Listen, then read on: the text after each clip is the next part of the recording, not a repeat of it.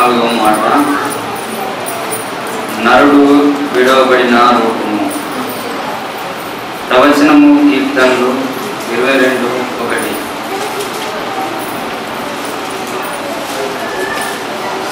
కీర్తనలు 22:1. నా దేవా నా దేవా, నీవు నన్నెలా విడనాడితివి, నన్ను రక్షింపక నా అర్థధ్వని వినక నీవేలా దూరముగానున్నావు. నెరవేర్పు మార్కు స్వార్థ 15:34.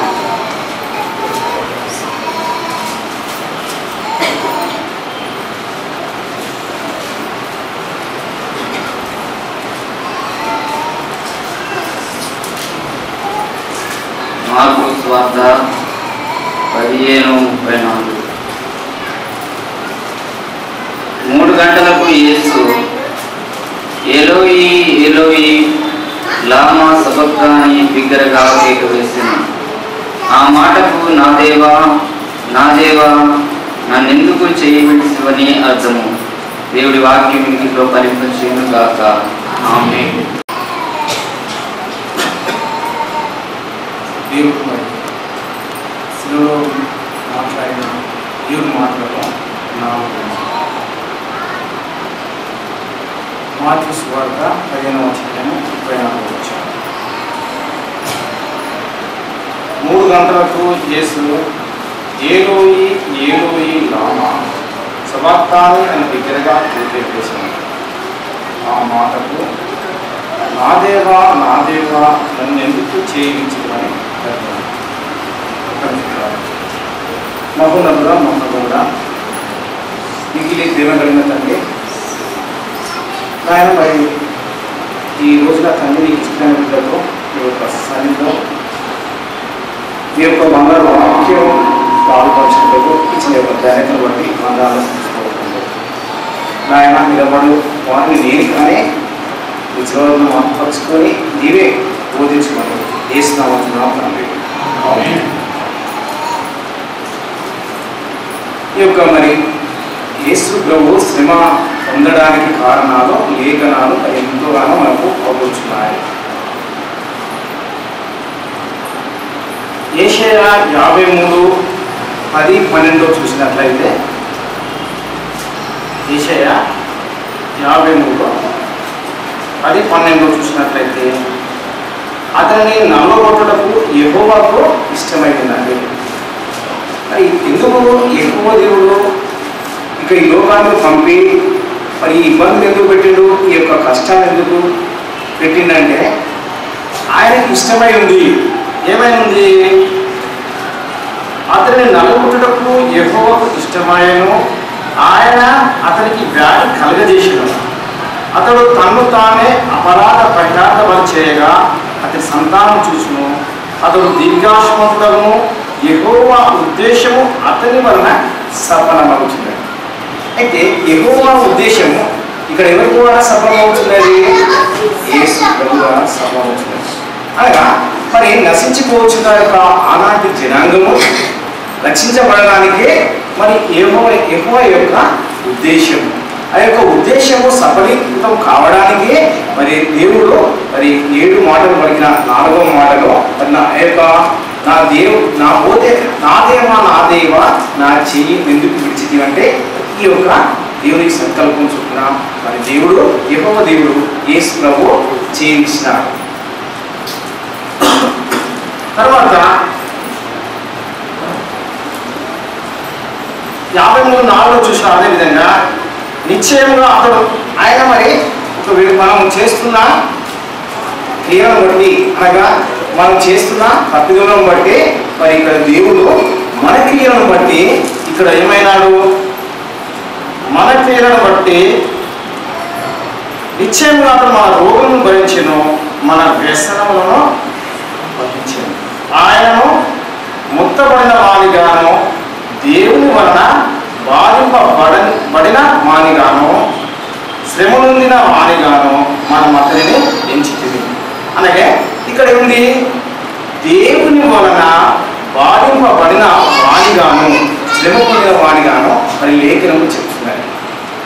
ఇక మరి ఆనాటి లోకము నశించపోకుండా ఉండాలనుకుంటే ఈ యొక్క యేసు ప్రభువు సిలువ వేయక తప్పడం లేదు. ఆయనలో ఏ తప్పిదం లేనప్పటికీ కూడా అతడు ఆయన ఏదైతే పెరిగానో అతని స్వరూపమైన సొగసైనను లేదు. మనం అతను చూసి అపేక్షించినట్లుగా అతని యొక్క స్వరూపం లేదు. అనగా ఆయన బాధపడుతున్నాడు. ఆయన చూడడానికి కూడా లేదు ఆయనలో స్వరూపం. ఎందుకంటే వేదన పడుచున్నాడు. కన్నీటి పర్యంతము వేదన పడుచున్నాడు.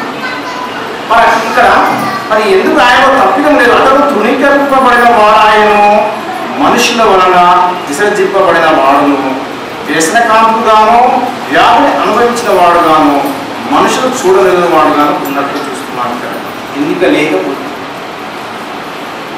అతను తృణీకరింపబడిన వాడు కనుక మనము అతనిని ఎన్నిక చేయకపోతుంది. అంటే యేసు ఇక్కడ లేఖనంలో చెప్తున్నాయి అతనిలో ఎలాంటి సొగసైనను ఏం లేదు. ఇక్కడ మానవుడు చేసిన పొరపాటు వల్ల జనగం చేసిన పొరపాటు వల్ల యేసు ప్రభును తన కుమారుని భూలోకానికి పంపి నీవు దేవుని యొక్క సంకల్పం ఏంది? నీవు శ్రమను అనుభవించి సిలువలో వేలాడితే తప్ప ఈ లోకానికి రక్షణ లేదు అని దేవుని యొక్క సంకల్పం. అందుకే దేవుని సంకల్పం నెరవేరడానికి యేసు ప్రభువును పంపించడం చూస్తున్నాము. మరి ఇప్పుడు జకరియా 6:12 చూసినట్లయితే దర్శనం ఏమవుతున్నది? చిగురు. జకరియా 6:12 అతనితో అట్లను జకరియకు ప్రత్యక్షత ఏమనుంది? అతనితో ఇట్లను సైన్యముల అధిపతి యెహోవా సెలవిచ్చేది ఏమనగా చిగురు ఒకడు కలడు, అతడు తన స్థలములో నుండి చిగుర్చును, అతడు యెహోవా ఆలయమును కట్టును. అంటే ఈ యొక్క దర్శనాలన్నీ మరి జకరియకు కలిగిన ఒక ప్రత్యక్షత ద్వారా ఇక్కడ ఈ యొక్క మరి నూతన నిబంధనలో నెరవేర్పుగా మనం చూస్తున్నాం. చిగురు యెహోవా ఇల్లు కట్టేవాడు ఎవరంటే మరి యేసు ప్రభువుగా మనకు లేఖనములు రుజువు అవుతున్నాయి. ఈ లేఖనము రుజువు కావడానికి మరి దేవుడు మరి ప్రణాళిక వేసుకున్నాడు. ఈ యొక్క కొత్త నిబంధనలో మరి మరియమ్మను ఏర్పాటు చేసుకుని యేసు ప్రభువును జగత్ ఉన్నాడు వేగ ముందుకి అనగా లేఖనములు నెరవేర్పు కొరకు ఈ యొక్క నూతన నిబంధనలో మరి మరియమ్మ ద్వారా మనకు కుమారునిచ్చి ఆ కుమారుని ద్వారా ఈ యొక్క శిల్వ మరణం ద్వారా లోకానికి రక్షణ వచ్చింది. అందును బట్టి అంటున్నాడు, నా దేవా నా చేతికి ఇచ్చినటువంటి ఈ యొక్క ఉద్దేశము దేవుని యొక్క ఈ కారణాల వల్ల మరి యెహోవా దేవుడు తన యొక్క మరి ఉద్దేశం నెరవేర్చడానికి తన కుమారుడు పంపి ఇన్ని శ్రమల ముందు ఇన్ని కష్టాల పడడం అని ఈ వాక్యం ద్వారా మనకు అర్థమవుతున్నది. ఎబ్రీ 5:5-7-10 చూసినట్లయితే ఎబ్రీ 5:7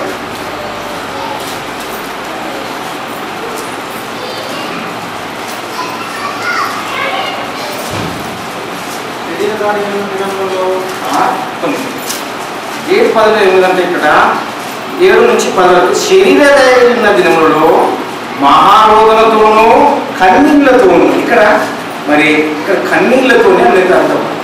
మరి యేసు ప్రభువు మానవ రీతిగా ఈ భూలోకం వచ్చినాడు కనుక మహారోదనలు అంటే దైవ రూపాన్ని అప్పుడు పెట్టి శరీరదాయిగా వచ్చినాడు. అనగా మనస్వరూపం అందుతుంది నరరూపిగా వచ్చి శరీరదాయిన దినంలో మహారోదనతోనూ కన్నీళ్లతోనూ తను మరణం నుండి రక్షింపగలవానికి ప్రార్థన యాచనను సమర్పించి భయభక్తులు కలిగి ఉన్నందున ఆయన అంగీకరింపబడెను.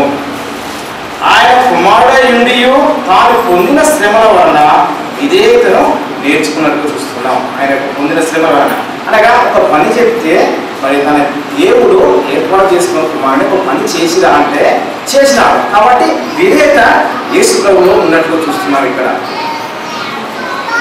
మరియు ఆయన సంపూర్ణ సిద్ధి పొందినవాడై సంపూర్ణ సిద్ధి ఆ చేసే కార్యము పూర్ణంగా అయిపోవడానికి పంపించినట్టు చూస్తున్నాం. మెల్కి సేతువు యొక్క క్రమంలో చేరిన ప్రధాన యాజకుడిని దేవుని చేత పిలువబడి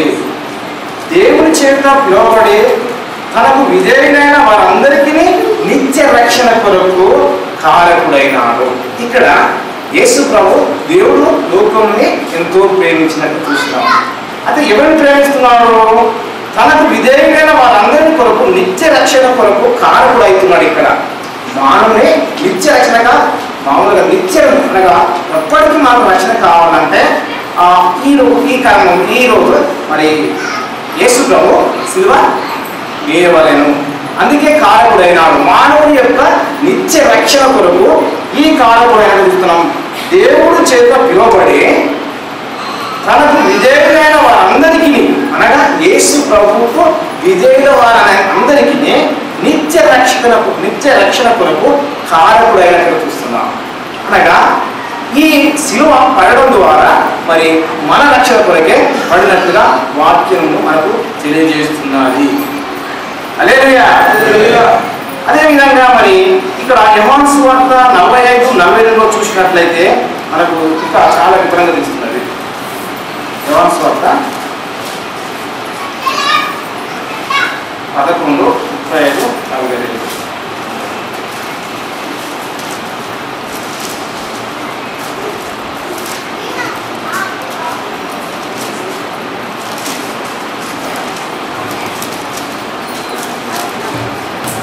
ఏముంది ఇక్కడ? యేసు కన్నీళ్లు విడిచెను. అవును, ఇక్కడ కన్నీళ్లు విడుస్తున్నారు. అయితే యేసు ఇక్కడ కన్నీళ్లు విడిచి కాబట్టి యూదులు అతన్ని ఎలాగో ప్రేమించునో చూడని చెప్పుకునేది. ఇక్కడ లాజరు చనిపోయి 4 దినాల ఈ వాక్యంలో సారాంశం. అయితే మరి అక్కడ వివాహాన్ని మరి స్వస్థపరిచిన వారు మరి ఈ కార్యం చేయడానికి కొందరు అనుకున్నారో చూస్తున్నాం. ఆ గుడ్డివాడిని కళ్ళు చేసిన ఇతన్ని చావకుండా చేయలేడా అని చెప్తుంది. యేసు మరలా తనతో మూలుగుచు సమాధి ఎద్దకు వచ్చినాడు. ఇక్కడ కన్నీళ్ళు విడిచినాడు, ఇక్కడ మూలుగుచున్నాడు. అక్కడ మాలు చనిపోతే ఆయన చేసిన బాధ ద్వారా ఆయన చేసిన యొక్క ఆయుష్ ద్వారా చనిపోయాడు. కానీ ఇక్కడ యేసు ఇక్కడ కన్నీళ్ళు విడిస్తున్నాడు. తర్వాత సమాధి ఎద్దకు మూలుగుచు సమాధి ఎద్దకు వచ్చి ఉన్నట్టు చూస్తున్నాం. అంటే మరి ఇక్కడ మనం ఇంతకుముందు చదువుకున్నాం కదా, ఎందుకు యేసు ప్రభు మరి ఎందుకు ఏడుస్తున్నాడో మీ యొక్క బాధలను బట్టి నేను ఏడుస్తున్నాను. ఇది ఇక్కడ ఉంది కదా, ఇదే మన యెషయా 43:53.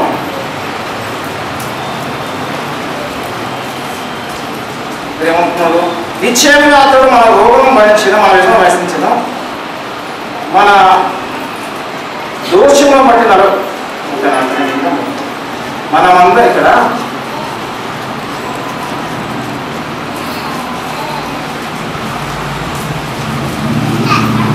53:5 మన అతిక్రమ క్రియలను బట్టి చూసినావా, మనం చేసిన క్రమం లేదనగా అతిక్రమం క్రియలను బట్టి గాయపరచబడను, మన దోషములను బట్టి నలగొట్టబడను, మనకు సమానార్థమైన శిక్ష అనగా మనకు ఉండవలసిన శిక్ష సమానంగా యేసు ప్రభు చేసుకున్నట్టుగా చూస్తున్నా. హల్లెలూయా. చూసావా, అతడు పొందిన దెబ్బల చేత మనకు స్వస్థత కలుగజేస్తున్నాడు. మరి యేసు ప్రభు పుడతాంటే కన్నీళ్ళు విడిచినాడు.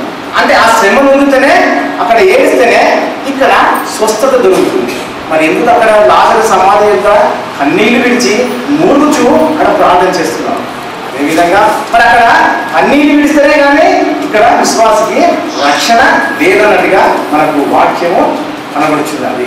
అదేవిధంగా మన సంఘంలో మన ఆత్మీయ తండ్రి అమ్మగారు మన కొరకు మనం తప్పిదం చెప్తే సన్నిధిలో గంటల కమానంగా ఏడుస్తారు. అనగా ఏసి చెప్పిన బోధ మన ఆత్మీయ తండ్రి కూడా చేసుకుంటూ మన కొరకు కన్నీళ్ళు విడుచు దీవారాత్రుల్లో ప్రార్థన చేస్తున్నారు.